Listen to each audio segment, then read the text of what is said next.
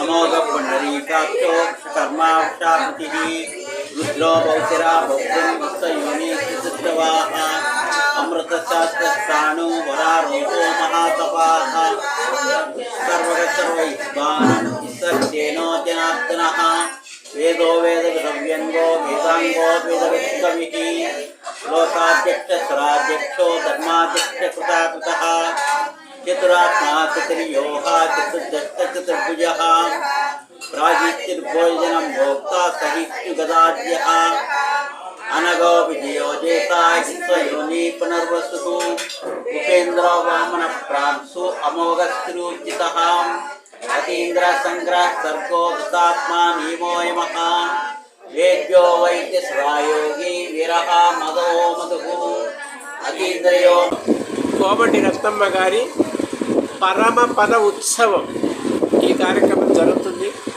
పరమపద ఉత్సవం అంటే జీవుడికి జరిగే చివరి సత్కార వైభవం.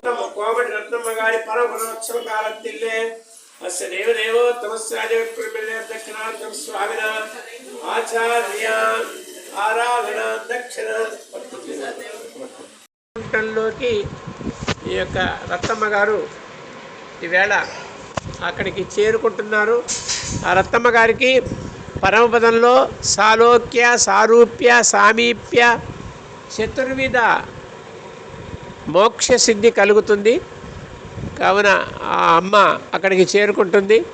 తర్వాత భగవంతుడితో విరజానదిలో స్నానం చేసి ఆ విరజానదిని సేవించుకొని చతుర్భుజములతోడ భగవంతుడితో సమానమైనటువంటి రూపంతో ఆ యొక్క శ్రీవైకుంఠంలో నిత్య సూర్యులుగా ఆ శ్రీవైకుంఠంలో శాశ్వతమైనటువంటి ఆనందాన్ని అక్కడ పొందుతున్నారు.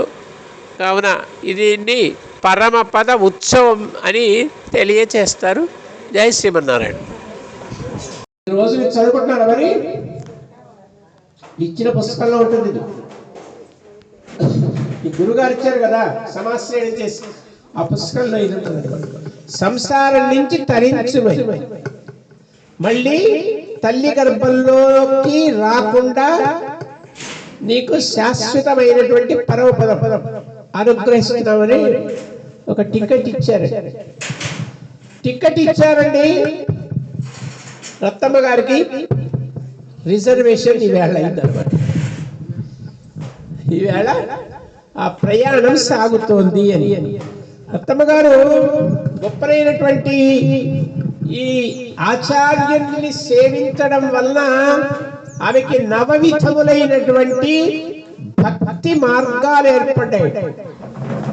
నవవిధములైనటువంటి భక్తి మార్గం ఏమంటే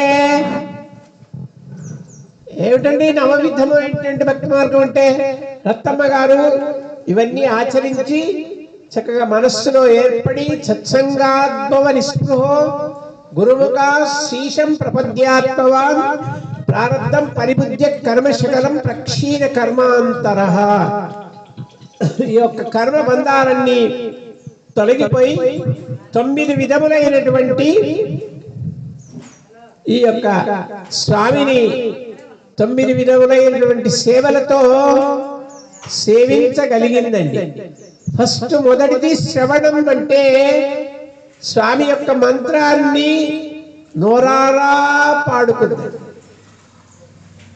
మళ్ళీ కీర్తనం అంటే రాగం తీస్తూ పాడిందండి. తర్వాత విష్ణు స్మరణ పూర్వకం స్వామి యొక్క పాదాలను సేవించుకుందండి.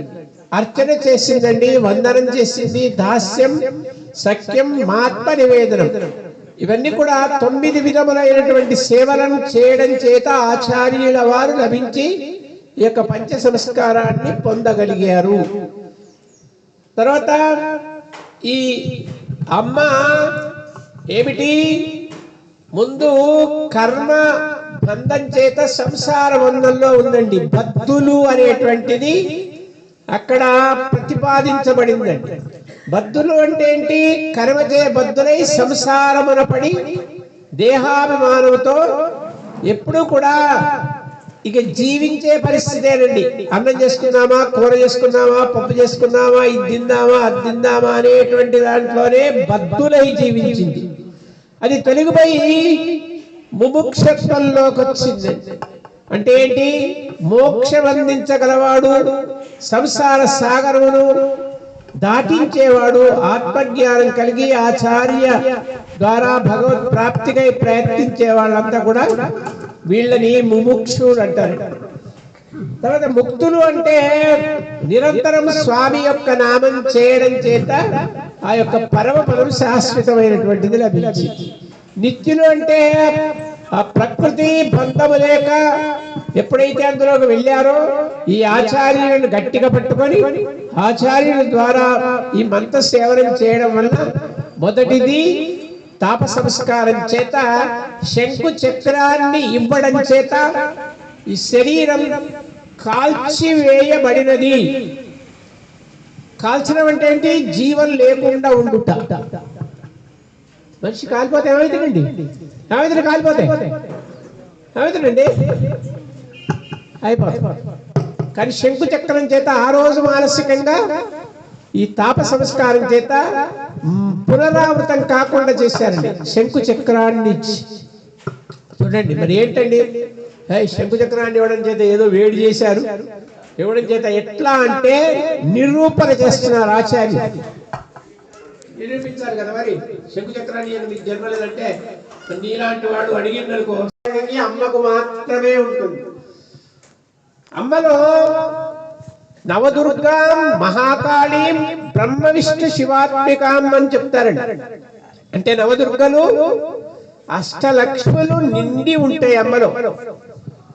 నవదుర్గలు ఉంటాయి, అష్టలక్ష్ములు కూడా ఉంటాయి. మరి ఆ అమ్మ దయ ఉంటేనే, అమ్మ దయ ఉంటే అన్ని ఉన్నట్టే అంటారు. ఈవేళ ఈ రత్తమ్మ గారికి అమ్మ సహకారం బాగా ఉందండి, బాగా రికమెండ్ చేస్తుంది అనమాట. దాని వల్లనే లభిస్తుంది అనమాట. కాబట్టి అమ్మకి గొప్పదైనటువంటి హృదయం ఉంది. అమ్మ అంటే మీ ఇంటికి వచ్చామనుకోండి, అమ్మ లేకపోతే ఏముందండి? మీ ఇంటికి వస్తే మీ వారు ఉన్నారనుకోండి, అయ్యగారు వచ్చారు, ఫ్యాన్ మీద కూర్చోండి అయ్యగారని కుర్చీ చేస్తారు. ఫ్యాన్ వస్తుంది, అయ్యగారు ఏంటి ఎక్కడి నుంచి వచ్చారు ఏంటి? బాగుందండి అంటే నాకు కూడా అమ్మ లేనట్టు కనిపిస్తా, నాకేం పాలు కూడా ఏం రాదేమో, అయ్యగారు ఏం వస్తారు అనుకుంటా. అమ్ముంటేగా పాలు వచ్చేది, కాసిన పాలో టీయో కాఫీయో ఇచ్చేది. అమ్మ లేదనుకోండి, ఆయన ఫ్యాన్ దిక్కు నా దిక్కేసి వస్తుంటాడు, ఇవ్వడానికి లేదనమాట. అందుకనే అమ్మ సహకారం గొప్పదండి. అమ్మ దయ ఉంటే అదంతా కూడా మనకి లభిస్తుంది అని చెప్తారు. అయితే రత్తమ్మ గారు పంచ సంస్కారం పొందడం చేత ఆచార్యుడిని ఆయన పరమహంసని ఆశ్రయించారు. గురుగారు అంటే ఎవరండి? పరమహంస అంటే ఎవరు? పాలు నీళ్లు కలిపితే హంసట నీళ్ళని వదిలి పాలు తాగుతుంది. అది గొప్పతనం. అలాంటి చిన్నయ్యస్వామి వారి దగ్గర అమ్మ పంచ సంస్కారాన్ని పొందారు రత్తమ్మ గారు. ఏమిటండి పంచ సంస్కారం అంటే? జీవుడికి పంచ సంస్కారం అంటే ఏంటి? వారికి రహస్యంగా ఇచ్చారండి పంచ సంస్కారాన్ని. ఆ రహస్యమైనటువంటి ఒక సంస్కారాన్ని ఇచ్చారండి. ఇవ్వడం చేత వారికి మళ్ళీ జన్మ లేకుండా అయిపోయిందండి. ఏంటండి మళ్ళీ జన్మ లేకుండా చేయడం అంటే? వారికి తాప సంస్కారం చేశారండి. తాప సంస్కారం అంటే ఏంటండి? ఏం అర్థం కాలే అన్నారనుకోండి. తాప సంస్కారానికి ఒక లెక్క ఉందండి. లెక్క తెలియాలి కదా. మరి ఎప్పుడు చెప్తున్నాం అనుకోండి, మళ్ళీ చెప్తున్నాం అనుకోండి, ఎప్పుడు చెప్పినా మరి ఇవే కానీ కొంచెం చెప్పారనుకోండి. వారికి శంకు చక్రాన్ని ఇచ్చారు. కుడి భుజానికి చక్రాన్ని, ఎడవ భుజానికి శంఖాన్ని ఇచ్చారు. ఎలా ఇచ్చారు? కాల్చి ఇచ్చారు. చక్రాన్ని సుదర్శన మహాద్వార కోరసూర్య సమప్రభ అజ్ఞానాంధస్య మే నిత్యం విష్ణు మార్గం ప్రదర్శయ. అజ్ఞానంలో ఉన్న మనని జ్ఞాన సంపన్నులుగా చేసి ఆ చక్రాన్ని ఇచ్చారు. మళ్ళీ శంఖాన్ని పాంచజన్య నిజద్వాన గ్రస్తపాతక సంచయ. వారి అమ్మగారికి కర్మ భాగాన్ని పూర్తి చేసుకొని జ్ఞాన భాగం అంటారండి. ఇదంతా చక్కగా కర్మని చేశారండి వాళ్ళ అమ్మగారి. కర్మ కూడా అమ్మ 5 ప్రదేశాలలో ఉంటుంది అని చెప్తారు. ఒకటేమో మనకు ఈ కర్మ భాగం మనం పోయిన తర్వాత ఆ బూడిది ఎత్తి చక్కగా శిలని పెట్టి, శిలలో ఒకటి ఉంటుందండి, అది తొలగించుకొని నూనెలలో ఒకటి ఉంటుంది, పక్షికి పెడతారు ఒకటి ఉంటుంది, ఇంకో పక్షి పై తిరిగితే ఇంకోటి ఉంటుంది. తర్వాత 5వది పిండ ప్రదానం చేయడం. 5వది పిండ ప్రదానం చేయడం. పిండాలంటే తెలుసా? ఎన్ని కోట్లు ఉంటాయి? ఎన్ని కోట్లు చేస్తుందండి పిండాలు? ఎన్ని కోట్ల ఖరీదు అవుతుంది పిండం? చెప్పండి, ఎంత అవుతుంది? చెప్పట్లేదేంటి? అదిగో అదిగో అట్లా చెప్పాలి. 1/2 కిలో పిండితో అయిపోతుంది. రైట్, బాగుంది. మరి పిండాన్ని ఎవరు తీసుకోవాలండి? ఆ బజారు వెంట పోయేవాడిని తీసుకుంటున్నా? బజారు వెంట పోయేవాడు నువ్వు ఎన్ని డబ్బులు ఇచ్చినా పిండాలు మాత్రం తీసుకోరండి. నువ్వు ఎవరైనా ఏ అయ్యగారైనా ఇది తీసుకో, ఆ దానం తీసుకో, ఈ దానం తీసుకో, దశదానాల్లో ఏ దానమైనా తీసుకుంటారు కదండి. ఈ పిండాలు తీసుకునే శక్తి ఎవరికీ లేదు. మరి 33 కోట్ల దేవతల్లో ఎవరు తీసుకోవాలండి? పిండాన్ని తీసుకునేది ఎవరు? నారాయణ. దేవతలు లేరా? ఏమండి, దేవతలు లేరా? వాళ్ళకి ఆ యోగ్యత లేదని. కాబట్టి నారాయణుడు అంటే అఖిలాండ కోటి బ్రహ్మాండ నాయకుడండి. అమ్మవారు అకుంఠ వైకుంఠ మహావిభూతి నాయకి, అఖిలాండ కోటి బ్రహ్మాండ నాయకి. ఈ తల్లి గర్భంలో నుంచి అమ్మా నాన్నలు జన్మనిచ్చారు మనకి.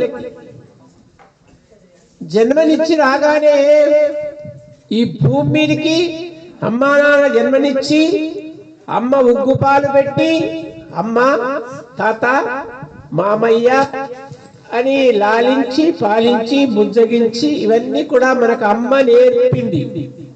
అమ్మ ఇచ్చిన జన్మ కర్మ జన్మ. అమ్మ ఇచ్చిన జన్మ కర్మ జన్మ. ఆమె ఇచ్చిందంటే భూమి మీదకి వచ్చామంతే. ఏం కావాలో చెప్పిందండి. ఆస్తిపాస్తులు ఇచ్చారు, అనుభవించమన్నారు, మంచిగా చూడమన్నారు, మంచిగా బతుకమన్నారు, ఇవన్నీ నేర్పారు. కానీ అమ్మ ఇచ్చిన జన్మతో మనకి మన యొక్క జన్మ పరిస్థితి పూర్తి కాల, మనం పుట్టినట్టే కాదు అని చెప్తారు ఆచార్యులు. మరి ఇప్పుడు రత్తమ్మ గారికి ఆచార్యుల ద్వారా కర్మ జన్మ పోయి జ్ఞాన జన్మ వచ్చిందండి. రత్తమ్మ గారికి ఏం జన్మ వచ్చింది? కర్మ జన్మని వదిలేసి జ్ఞాన జన్మ వచ్చింది. మహాత్మానం సత్య సంకల్ప అని చెప్తారు. వారు సత్య సంకల్పులై జ్ఞాన జన్మ వచ్చింది. అప్పుడు ఎవరిని? ఆచార్యులని ఆశ్రయించారండి. ఎలాగా? అర్థపంచక జ్ఞానం చెప్తారండి. అర్థపంచక జ్ఞానం అంటే ఏంటి? ఎందుకో 7 జన్మల సుకృతం వలన అర్థ పంచక జ్ఞానం లభించి ఆచార్యులని ఆశ్రయించి తరించాలి అనేటువంటి పూర్వజన్మ సుకృతం చేత ఆచార్యులని ఆశ్రయించారు. జ్ఞాన జన్మ వచ్చింది. మొదటిది పంచ సంస్కారంలో ఈ యొక్క అర్థపంచక జ్ఞానంలో మొదటిదండి. ఇలా జన్మ సుకృతం వల్ల రత్తమ్మ గారు గోవు తర్వాత ఆ గోవు పరమపదించి సరాసరి తల్లి గర్భంలో నుంచి జన్మించారండి. ఈ వేళ మిగతా జన్మలన్నీ తీసేయండి. మిగతా జన్మలన్నీ నష్టో మోహ స్మృతిర్లబ్ధ మాముపేత్య పునర్జన్మ దుఃఖాలే, దీంట్లోనే తిరిగారు. ఇప్పుడు నాప్నవంతి మహాత్మానం అని చెప్పబడుతుంది. దత్తమ్మగారికి నాప్నవంతి మహాత్మానం ఆచార్యుల చేత ఈ యొక్క జ్ఞాన జన్మ కలిగిందండి.